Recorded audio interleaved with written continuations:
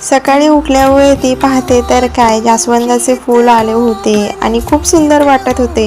कालपर्यंत तरी ते असे होते आणि आज चक्क ते उमललेले होते। पाहून खूप भारी वाटलं।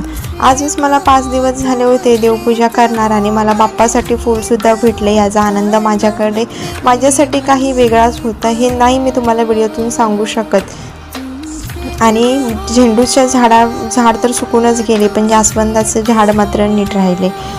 असोच सकाळी तर तुम्ही बघू शकता झालेली होती, ऊन पण आलं नव्हते। सकाळचे 7 वाजले होते। मिस्टर आताच गेले होते कामाला आणि माझी झाली होती कामांसाठी सुरुवात।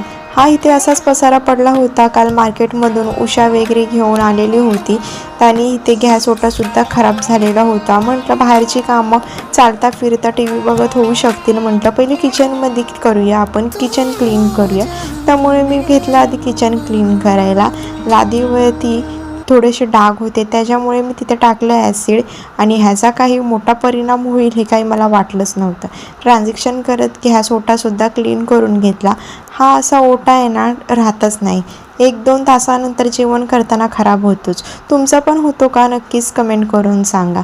उमललेले फूल देवापुढे आणून ठेवले आणि ते वाहिल्यानंतर खूपच प्रसन्न वाटलं आणि देवघर पण खूप छान वाटत होतं।